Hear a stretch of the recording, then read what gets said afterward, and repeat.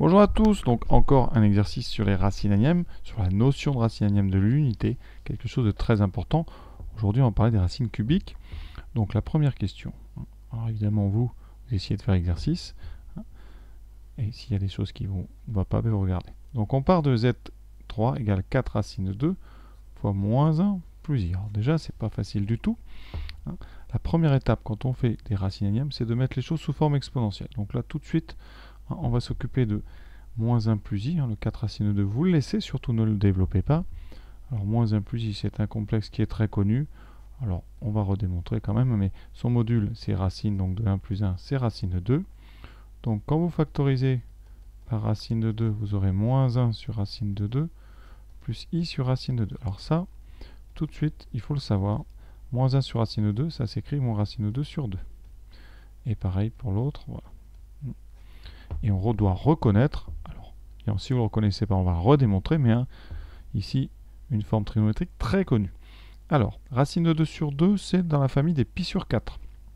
Donc, on cherche un argument θ, tel que le cosinus, c'est moins racine sur 2, et le sinus, c'est racine de 2 sur 2. Donc, un petit cercle très rapide. On sait qu'on a la famille pi sur 4 avec un cos négatif et un sinus positif. Donc, on est dans la partie supérieure gauche. Donc on est par ici, dans la famille pi sur 4, donc on est sur la deuxième bisectrice du plan. C'est donc ici, donc on a pi sur 4 là, on a donc du 3 pi sur 4. Θ égale 3 pi sur 4 modulo 2 pi. Alors pour le faire, la plupart du temps on ne fait pas comme ça. Comme on a la partie ici, moins 1 et 1, c'est très simple, vous faites un petit repère, vous faites moins 1, vous voyez bien qu'on est ici, sur le coin du carré qui fait les 1, et donc c'est la diagonale ici, donc on a bien du 3pi sur 4. Donc votre complexe ici, ça sera 4 racines de 3 fois racine de 2, donc on a deux racines, EI 3pi sur 4. Donc l'équation elle se transforme. Voilà, donc Z3 est égal à 8 EI 3pi sur 4. Voilà ce qu'on doit résoudre. Alors, on va mettre R sous sa forme trigonométrique, enfin exponentielle, pardon. Donc Z, on va l'écrire, donc R EI θ, et nous on va chercher R et θ. Et ça doit être égal à 8 EI 3pi sur 4. Qu'est-ce que ça signifie? Évidemment, Z égale R EI θ, R appartient à R+, c'est un nombre supérieur à 0, et θ c'est un réel. Alors ça veut dire quoi? Première étape, si vous développez, vous trouvez R cube égale fois EI 3θ est égal à 8 EI 3pi sur 4. Donc, eh bien, on va identifier R3 et 8. Donc R3 égale 8. Et 3θ, eh bien, c'est 3pi sur 4. Mais modulo, évidemment, 2pi. Donc, on trouve facilement, comme R est un réel positif, R, c'est forcément égal à 2. Donc, ça tombe bien, ça tombe juste. Et là, eh bien, θ, eh bien, ça sera donc 3pi sur 4, donc 3pi sur 12, on va simplifier après, ça fera en fait pi sur 4, modulo 2pi sur 3. Conséquence, donc on a R qui vaut 2 et θ qui vaut pi sur 4, modulo 2pi sur 3. Donc le bilan, c'est que nos solutions, elles ont donc pour module 2 et des arguments pi sur 4 modulo 2 pi sur 3. Donc on a, pour écrire ça clairement, R égale 2, θ égale pi sur 4 plus 2k pi sur 3. Alors les 2k pi sur 3, dans un cercle ici, donc j'ai fait un cercle. Voilà. Ça veut dire qu'ici, on va partir de pi sur 4. Donc pi sur 4 facile. Voilà. Et on va lui ajouter 2 pi sur 3. Alors 2 pi sur 3, c'est un tiers de tour. Alors des tiers de tour, ça s'ajoute facilement. On reste sur l'axe ici, on prend le milieu et on prend la perpendiculaire ici. Voilà. Et donc ici, vous serez en pi, j'ai mis pi sur 3, mais c'est pi sur 4, vous serez en pi sur 4 plus 2 pi sur 3. Vous avez fait un tiers, vous voyez ici, l'angle ici que vous avez, voilà, ici vous avez 2 pi sur 3, un tiers de cercle. Pour le deuxième, eh bien vous continuez ce trait ici, c'est très simple, et vous aurez pi sur 4 plus 4 pi sur 3 ou moins 2 pi sur 3, c'est le même, et ici se trace ceci, vous voyez bien qu'on a ici, encore une fois, un angle de 2 pi sur 3. On a bien le cercle coupé en 3. Et comme ça, quand vous rajouterez, vous allez bien alternativement prendre chacune des 3 positions. Donc, alors les solutions de notre équation, donc, ça va être des complexes de module 2, donc 2 fois EI. Alors vous aurez d'abord pi sur 4 pour la première position, ensuite 2EI, pi sur 4 plus 2 pi sur 3. Alors pi sur 4 plus 2 pi sur 3, on va quand même le calculer comme ça rapidement. Pi sur 4 plus 2 pi sur 3, donc ça va être du sur 12. Et on aura 3 plus 8, 11 pi sur 12. Donc ici EI, 11 pi sur 12. Et le troisième, c'est 2EI, donc pi sur 4 plus 4 pi, ou moins 2 pi sur 3, ce qui revient au même. Donc on va plutôt faire moins, ça sera plus petit. On a 12, 3 moins 8, moins 5. On trouve donc 3 moins 8, moins 5 pi sur 12. Voilà les solutions de notre équation. Il n'y en a pas d'autres. On peut faire quand même rappeler une petite remarque. C'est que les polynômes de degré 3 dans Z ont obligatoirement 3 racines qui peuvent être multiples. Donc ici, on a trouvé 3 différentes, donc il n'y en a forcément pas d'autres. On passe maintenant à la question 2. Maintenant, il faut mettre sous forme algébrique. Ça, c'est la trigonométrie qui utilise les racines. On va utiliser, c'est demandé, c'est pour réviser un petit peu les racines cubiques de l'unité. Alors, la question qu'on peut se poser, c'est pourquoi utiliser les racines cubiques de l'unité? Parce qu'il y a une autre façon de résoudre l'équation du début. Alors, je vais vous montrer comment on fait. Donc, on repart de 8EI, ici, pi sur 3 pi sur 4, pardon. 3. Donc on met le i au milieu, voilà. Il y a une petite idée que vous pouvez utiliser, qui est très pratique. On va diviser par le 8EI 3pi sur 4. Voilà, égale 1. Alors le problème ici, il faut mettre ça sous forme là d'un cube. Alors si on rentre sous un cube, on aura 2EI pi sur 4. Voilà, vous avez tout à fait le droit de faire ça. Pourquoi?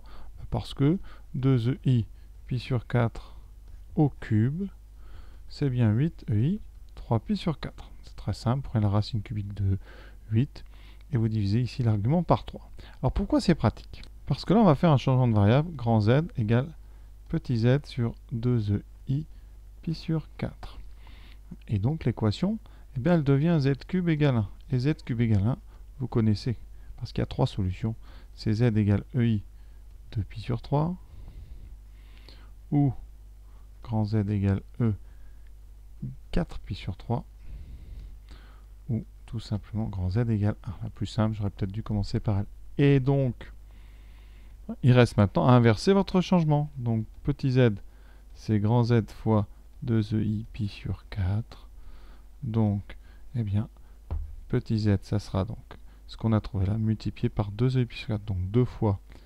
Alors pour le premier, je prends z égale 1, donc 2 fois EI pi sur 4, ça on l'avait. Ou z égale 2EI pi sur 4 multiplié par EI, ici 2 pi sur 3, ce qu'on a fait tout à l'heure, ça faisait 2EI 11 pi sur 12. Ou la troisième, z égale E, donc 2EI pi sur 4, EI 4 pi sur 3. Et ça donnait 2EI. Alors là, j'ai choisi la version 4pi sur 3. Donc on va mettre sur 12. Ça fait donc pi sur 4 plus 4pi sur 3. En 12e, ça donne donc 3 et 16. 19 pi sur 12. Si vous enlevez ici, alors comment on peut faire? On est donc à moins 5. On enlève 24. On est donc à moins 5 pi sur 12. C'est ce qu'on a trouvé tout à l'heure. Voilà. Donc, vous voyez une autre façon de faire qui est pratique parce que ça évite l'histoire de mes rotations ici de 2pi sur 3 puisqu'on se sert vraiment des racines énièmes de l'unité. Donc c'est le gros intérêt de faire comme ça. Voilà. Donc maintenant on va pouvoir faire la question B parce qu'on les a nos racines cubiques de l'unité. Donc le premier bilan, voilà, il y a deux façons de donner une solution, soit avec les racines cubiques, donc c'est 1 EI 2pi sur 3, EI 4pi sur 3, soit en ayant fait les calculs, c'est en ayant ici ajouté les arguments entre eux, donc on trouve un 11pi sur 12 et un moins 5pi sur 12. Donc les solutions sous forme algébrique, évidemment, on n'aurait pas pu le faire avec les 11pi sur 12, parce qu'on ne connaît pas cosinus 11pi sur 12, ni sinus 11pi sur 12. C'est d'ailleurs l'objet de la dernière question. Donc on va se servir de la première version des solutions, là, ce que j'ai écrite, celle qui utilise les racines cubiques. Alors, la première, 2i pi sur 4, donc rien de compliqué. Hein, c'est donc 2 fois cos pi sur 4, plus i sinus pi sur 4. Donc 2 fois racine de 2 sur 2, plus i racine de 2 sur 2. Celui-là, il est trop connu, donc ça fait racine de 2, plus i racine de 2. Deuxième, 2i pi sur 4, fois ei de pi sur 3. Donc, on a déjà fait le début, on a 2i pi sur 4, donc on a racine de 2 plus i racine de 2, fois ei de pi sur 3, donc là, le 2 pi sur 3, on le connaît bien. Hein. On a donc ei de pi sur 3, c'est donc cosinus de pi sur 3, plus i sinus de pi sur 3. Alors, cosinus de pi sur 3, on va pas faire un petit dessin, mais j'ai un cercle, je vais me servir de celui qui est là. Pi sur 3, c'est par ici, c'est-à-dire que c'est celui dont le cosinus vaut 1,5, donc le 2pi sur 3, c'est celui dont le cosinus vaut moins 1,5. Donc ici, on a moins 1,5, et le sinus, c'est racine de 3 sur 2. Voilà, on n'a plus qu'à faire ce produit. Hein, donc on va le faire comme ça en direct. Donc moins racine de 2 sur 2. Ensuite, plus donc i racine de 6 sur 2. Hein, racine de 2 fois racine de 3, ça fait racine de 6. Moins 1,5 de i racine de 2. Moins racine de 6 sur 2. Donc on regroupe partie réelle et partie imaginaire. Je vais mettre ça là. Ça fait donc moins racine de 2 sur 2. Moins racine de 6 sur 2. Plus i facteur 2 racine de 6. On va peut-être commencer. Non, racine de 6 sur 2 moins racine de 2 sur 2. Il nous reste le dernier, 2ei pi sur 4, ei 4pi sur 3. Donc racine de 2 plus i sur 2. On aura cos 4pi sur 3, plus i sinus 4pi sur 3. Donc racine de 2 plus i racine de 2 fois, cette fois-ci, moins 1,5. Hein, donc 4pi sur 3, pour information, c'est situé en bas, c'est le symétrique par rapport à l'axe horizontal, donc c'est moins i racine de 3 sur 2. On fait le produit, qu'est-ce qui va changer? Pas grand-chose, quelques signes, donc on va tout de suite les mettre. Donc on aura le même moins racine de 2 sur 2, par contre, ici il y a un moins, donc ça fera plus racine de 6 sur 2. Plus i fois. Alors, on aura moins racine de 6 sur 2, et ensuite le dernier, moins 1,5, moins racine de 2 sur 2. Voilà la question B. On va pouvoir faire la question C très rapidement, vous allez voir. Pour la question C, j'ai gardé la ligne qui parlait de 2i pi sur 4 fois i de pi sur 3. Pourquoi? Parce que ça, on a démontré tout à l'heure que c'était 2i 11 pi sur 12. Voilà. Ça veut dire que si vous l'écrivez sous forme trigo, c'est 2 fois cosinus 11 pi sur 12 plus i sinus 11 pi sur 12. Et comme c'est égal à ce qu'il y a de l'autre côté, ici au bout, eh bien, ça veut dire que hein, la partie réelle ici, eh bien, elle vaut cosinus. Alors, elle vaut 2 fois, hein, quand vous développez, vous voyez, c'est 2 fois cos 11 pi sur 12, faut pas que j'oublie quand même le 2. 12, j'ai oublié le 12, voilà.